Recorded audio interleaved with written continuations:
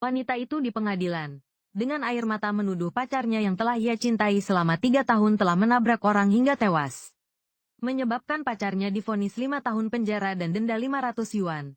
Melihat pacarnya di penjara karena fitnah, wanita itu buru-buru maju sambil menangis dan meminta maaf. Tetapi dia tidak tahu bahwa saat ini pacarnya sudah sangat membencinya.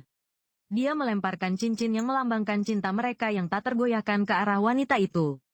Kemudian, dengan kebencian yang tak terbatas pada wanita itu, dia masuk penjara waktu pun berlalu hingga 6 tahun kemudian. Mantan pacar yang miskin itu sangat berambisi. Berkat kebenciannya pada wanita itu, dia telah menjadi seorang CEO kaya raya dan saat ini, wanita itu sangat miskin sehingga hanya bisa mengandalkan pekerjaan menyunting naskah untuk surat kabar demi menyambung hidup meskipun saat ini.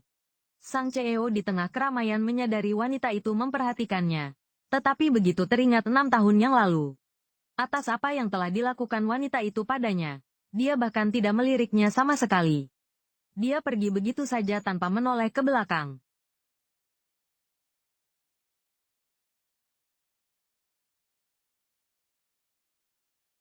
Tapi tanpa sepengetahuannya, wanita itu punya alasan terpaksa saat menuduh pacarnya menabrak orang hingga tewas.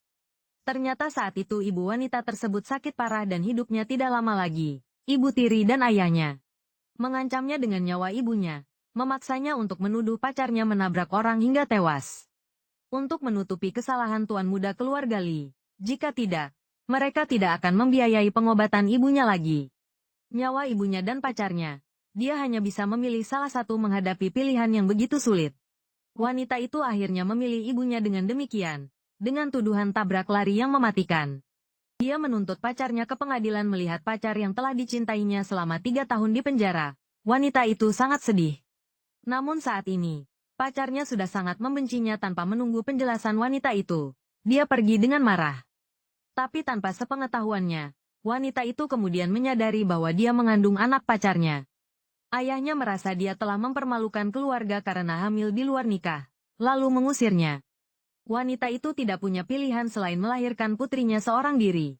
Selama bertahun-tahun, untuk mengumpulkan biaya pengobatan putrinya yang sakit, wanita itu terpaksa bekerja sebagai editor di sebuah surat kabar namun dia tidak menyangka. Suatu hari ketika dia menyerahkan beberapa naskah yang telah selesai ditulis kepada pemimpin redaksi, pemimpin redaksi malah melemparkan naskahnya dan menyuruhnya untuk tidak bekerja di surat kabar lagi.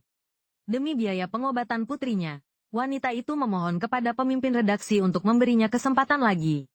Namun hasilnya tetap ditolak oleh pemimpin redaksi, dan memberitahunya, semua ini adalah akibat dari kesalahannya terhadap